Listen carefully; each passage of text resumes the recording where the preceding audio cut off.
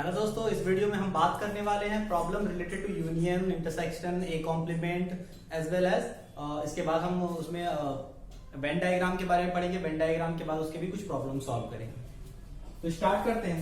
हमारा पहला क्वेश्चन है, if A is equal to 3, 6, 9, 12, 15, 18, 21 and B is equal to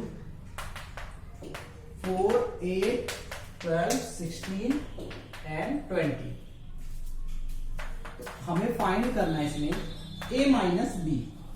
हमें क्या फाइंड करना है? a minus B. तो मैंने आपको बता रखा है कि a माइनस बी क्या होता है। a माइनस बी एक सेट होता है जिसमें सिर्फ एक एलिमेंट होते हैं। इसमें कौन से एलिमेंट होते हैं?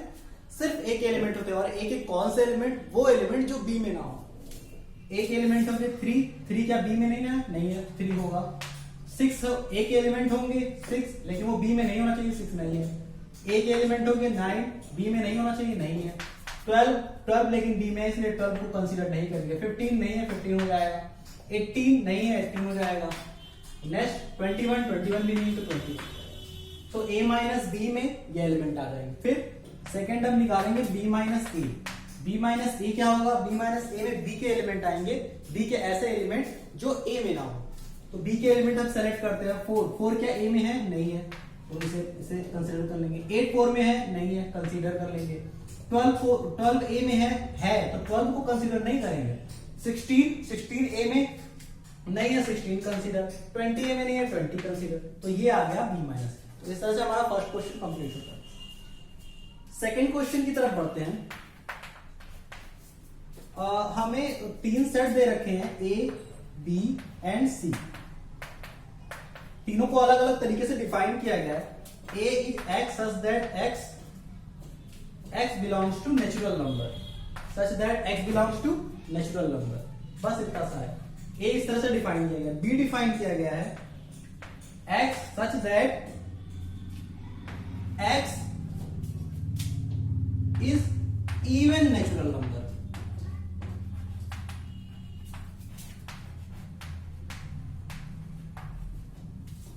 सिमिलरली c डिफाइन किया गया है x such that x is odd natural number। Actually इसमें एक स्टेटमेंट और भी है, d। इस क्वेश्चन में d भी एक स्टेटमेंट है, x such that x is a prime.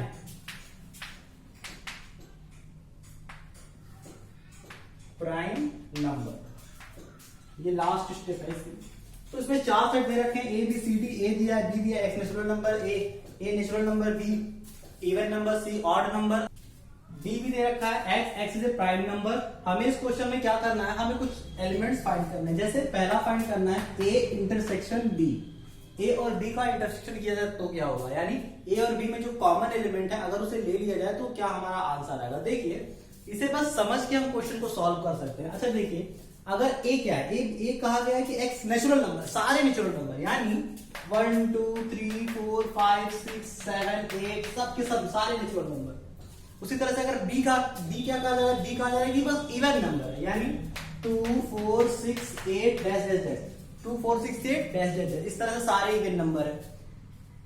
Odd वो टोटल नेचुरल नंबर है, ये इवन नंबर। हम क्या करना चाह रहे हैं? दोनों में इंटरसेक्शन करना चाह रहे हैं। इंटरसेक्शन करने का क्या मतलब होगा? हम देखना चाह रहे हैं दोनों में क्या कॉमन आएगा। देखिए, दोनों में एक तो 2 कॉमन है, एक तो 4 कॉमन है, एक तो 6 कॉमन है, एक तो 8 कॉमन है। यानी बी के सारे एलिमेंट जो बी में है सारे के सारे ए में। बी के सारे एलिमेंट ए में है, तो बी के सारे एलिमेंट ए और बी के सारे एलिमेंट अगर ए में लाई कर रहे हैं तो इन दोनों का इंटरसेक्शन सीधा बी आ जाएगा, इज इक्वल टू बी। ये हमारा आंसर आ जाएगा। देखिए, जो 2 है 2 भी यहां लाई कर रहा है, 4 भी लाई कर रहा है, 6 यहां लाई कर रहा है, 8 लाई कर रहा है। इसी तरह से 10, यानी नेचुरल नंबर में एक्चुअली होता क्या है? नेचुरल नंबर में सारे के सारे इवन नंबर एग्जिस्ट कर जाते हैं। अगर नेचुरल नंबर में सारे के सारे एग्जिस्ट कर रहे हैं इवन नंबर, तो इन दोनों का अगर आप इंटरसेक्शन निकालेंगे, यानी दोनों में जो कॉमन हो, तो इसमें कॉमन क्या क्या है? 2 4 6 8, यही सारी चीजें तो कॉमन है। ये इवन नंबर है, ये सेट बी ही तो है हमारा। तो इस वजह से हम इसका डायरेक्ट आंसर ले देंगे बी।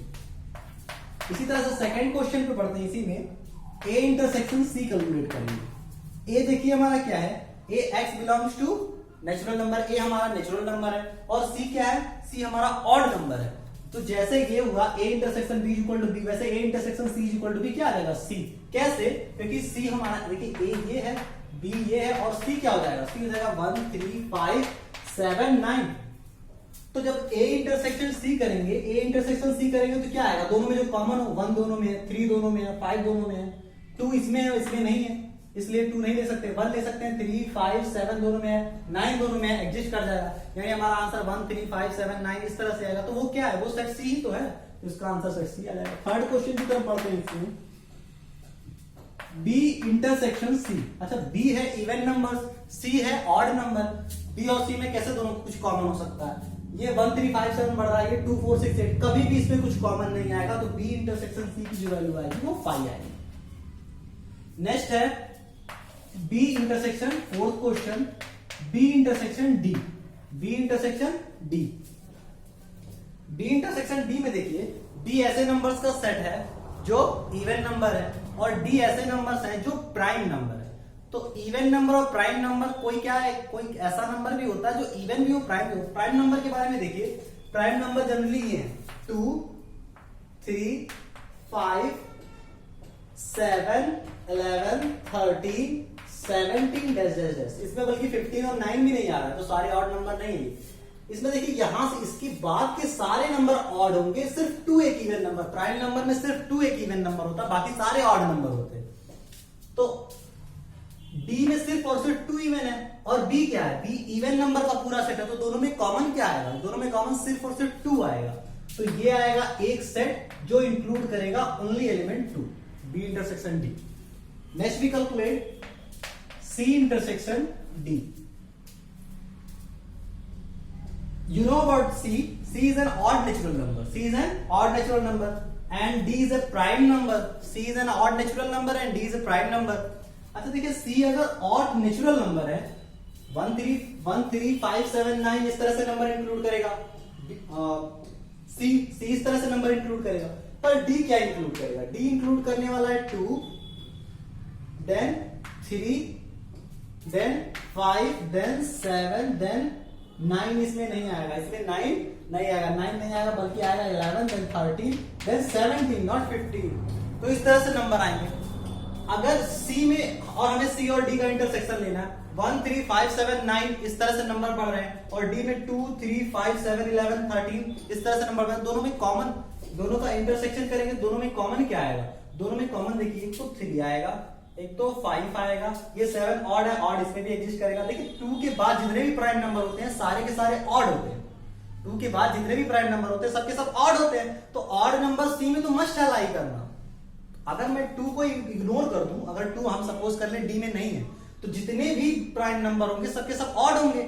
अगर 2 इसमें ना होता तो इन दोनों का इंटरसेक्शन क्या हो जाता, डी आ जाता, इन दोनों का इंटरसेक्शन सीधा आंसर डी आ जाता। लेकिन 2 भी इसमें है, जो 2 इसमें नहीं है, तो D लिखेंगे तो D में तो 2 भी है, तो इसमें से 2 को निकालना पड़ेगा, ये इन दोनों में कॉमन आएगा। इन दोनों में क्या माना क्या आएगा, D के पूरे सेट आ जाएंगे, बस 2 निकाल दो। तो नेक्स्ट हम कैलकुलेट करने जाएंगे 6 A intersection D, A intersection D, यानी A पहला सेट सारे नेचुरल नंबर ले लीजिए और D सारे प्राइम नंबर ले लीजिए। तो कोई भी प्राइम नंबर लेंगे, प्राइम नंबर नेचुरल नंबर, अगर कोई भी प्राइम नेचुरल नंबर लेंगे, कोई भी प्राइम नंबर नेचुरल नंबर ले लेंगे, तो उस वो कोई भी प्राइम नंबर होगा वो नेचुरल नंबर तो होगा ही, कोई भी आप प्राइम नंबर की बात करें वो नेचुरल नंबर तो होगा ही। 2 3 5 7 11 13 17 कोई भी प्राइम नंबर की बात करेंगे नेचुरल नंबर ही तो है, तो इन दोनों का इंटरसेक्शन दिया जाए, सिंपल आंसर। तो नेक्स्ट क्वेश्चन की तरफ बढ़ते हैं।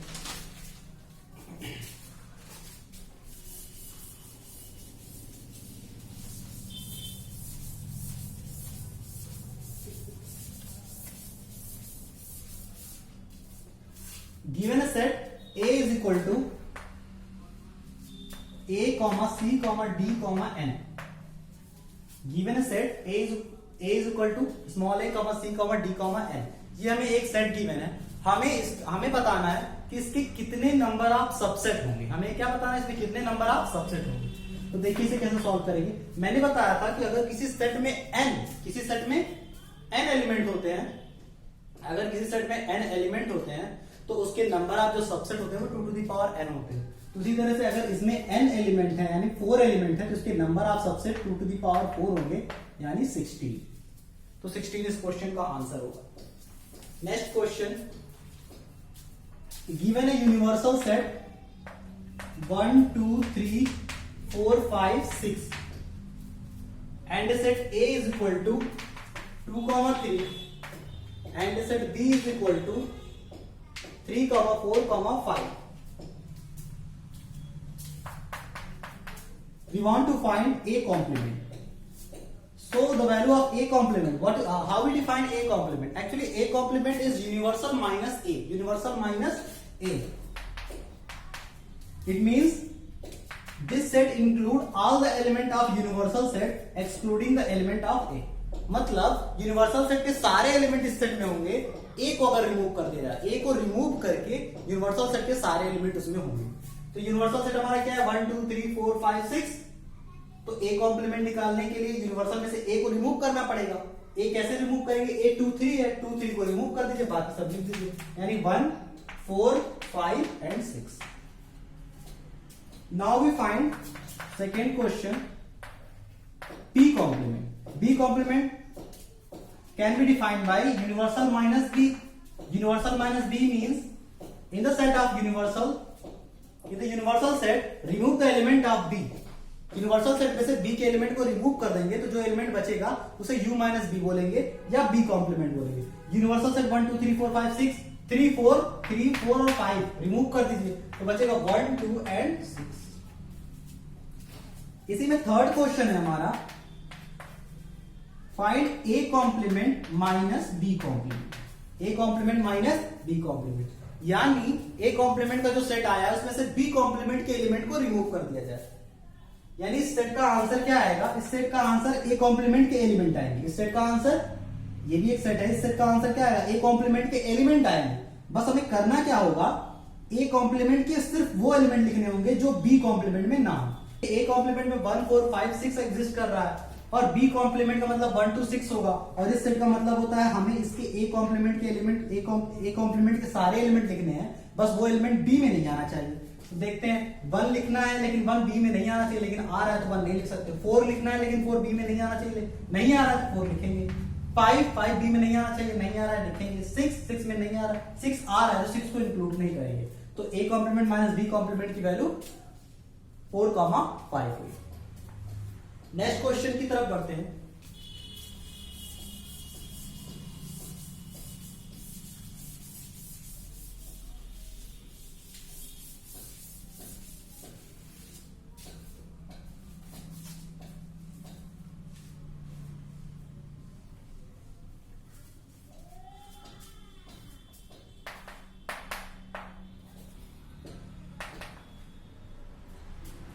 Given a set B which include 2 4 6, a set C which include 2 4 6 and 8 dash dash dash, मतलब सारे इवन नंबर्स कंसीडर कर रहा है। a set D which include only 6, a set A which include only 2, 6। देखिए 4 सेट हमें दे रखा है और इस क्वेश्चन में हमसे पूछा जा रहा है कि वो दोनों पेयर, वो सारे ऑल द 2 पेयर्स आपको लिखने हैं जो एक दूसरे का सबसेट है, मतलब सबसेट के सारे पेयर्स लिखने। जैसे अगर मैं देखूं तो इसमें डी में 6 इंक्लूड, डी में 6 है और बी में भी 6 है, तो जो डी होगा, डी में सिर्फ 6 है, इसमें 2 4 6 है, तो जो डी होगा वो बी का सबसेट होगा। डी क्या होगा? डी बी का सबसेट होगा। तो डी बी का सबसेट होगा तो इस तरह से एक पेयर आपको मिल गया, डी जो सबसेट ऑफ बी, एक पेयर आपको मिल गया। ऐसे सारे पेयर निकालने की जो एक दूसरे का सबसेट हो, जो एक दूसरे का सबसेट हो। फॉर एग्जांपल अगर सी का सबसेट ए है तो लिखना है ए जो सबसेट ऑफ सी। ये सारे पेयर आपको लिखने हैं। तो आपको ये बताना फाइनली कि टोटल कितने नंबर आप पॉसिबल सबसेट बन सकते हैं, जो देखते हैं। अच्छा देखिए, जो भी आपका सबसेट बनेगा, जो भी आपके सबसेट होंगे, जो 2 पेयर आपस में एक दूसरे के सबसेट होंगे, तो ये कैसे होगा? सबसे पहले जो सबसे बड़ा पेयर होगा, जो सेट सबसे बड़ा है, जो सेट सबसे बड़ा है उसके सबसेट बाकी होंगे, वो किसी का सबसेट नहीं हो सकता। बहुत आसान सी, बहुत सिंपल सी बात है ये कि जो सबसे बड़ा होगा, जो सबसे बड़ा इन चारों में जो सबसे बड़ा होगा वो जो सबसे बड़ा होगा वो जाहिर सी बात है बाकी तीनों से छोटे होंगे, बाकी तीनों से अगर छोटे होंगे तो वो जो बड़ा वाला है वो किसी का सबसेट नहीं होगा, उसके सबसेट बाकी सब हो सकते हैं। तो यही हम आइडिया भी लगाएंगे इसे इजीली सॉल्व करने के लिए। तो सबसे बड़ा इसमें कौन सा है, इसमें सबसे बड़ा ये सी है, तो सी के सबसेट बाकी सारे हो सकते हैं, सी किसी का सबसेट नहीं होगा क्योंकि सी इनफाइनाइट तक जाएगा, इनफाइनाइट सेट है। तो देखिए सबसे पहला हमारा सेट बन जाएगा सी का जो सबसेट होगा, देखिए C 2 4 6 8 कंक्लूड कर रहा है, यहां भी 2 4 6 है, तो हम ये लिख सकते हैं B is subset of C, एक पेयर हम लिख सकते हैं B is subset of C। इसी तरह से हर एक एलिमेंट अपने आप का सबसेट होता है, ये हमने पढ़ रखा है, C is subset of C। फिर D में 6 इंक्लूड है और C में भी 6 आ रहा है, तो D is subset of C। Next A में 2 और 6 है, C में भी 2 और 6 है, तो A also is subset of C। तो एक तो ये हो गया, 4 सबसेट्स के पेयर ये आ गए। इसी तरह से और फाइंड करने कि कितने हो सकते हैं। नेक्स्ट देखते हैं, अब ये किसी का सबसेट होगा नहीं तो इसे आप रिमूव कर दीजिए, इससे जो भी सबसेट बन सकते थे वो आपने लिख दिए। अब आगे बढ़ते हैं, अब देखते हैं नेक्स्ट लार्जर सेट कौन सा है। नेक्स्ट लार्जर सेट ये बी वाला है, तो बी के सारे सबसेट होंगे, तो सबसे पहले तो बी खुद का ही सबसेट होगा, देन हर एक एलिमेंट अपने आप का सबसेट होता है, और यहाँ पे एक 5 सेट होगा, लेकिन 5 सेट लिखना यहाँ पे जरूरी नहीं है, 5 नहीं लिखना था, यहाँ पे 2 सेट्स के बीच में कंपैरिजन दिखा रहा है किस तरह से एक सेट दूसरे सेट का सबसेट है। तो B is the subset of B, then C include कर नहीं सकते क्योंकि C सबसे बड़ा था, C किसी का सबसेट होगा नहीं। अब B का D से रिलेशन देख सकते हैं, D is the subset of B, आप देख लीजिए D में सिर्फ 6 है, इसमें है। इसी तरह से आप देखेंगे तो A is subset of B हो जाएगा। नेक्स्ट अगर हम मूव कर जाएंगे आगे की तरफ, तो उसके बाद इसके ये हो गया, उसके बाद लॉन्गर है A, तो पहले आ जाएगा A is subset of A, then आ जाएगा D is subset of A। Next उसके बाद जो सबसे लॉन्गर बचेगा, इसके बाद लॉन्ग बचेगा D, तो D is subset of itself. तो ये टोटल नंबर 4 3 2 1 टोटल कितने हो जाएंगे 6 4 10, टोटल 10 पेयर इस तरह से बनेंगे। इस तरह से टोटल 10 पेयर बन सकते हैं एक दूसरे का जो सबसेट होगा। तो नेक्स्ट वीडियो में हम बात करेंगे about Venn diagram and cross product of 2 sets. Thank you.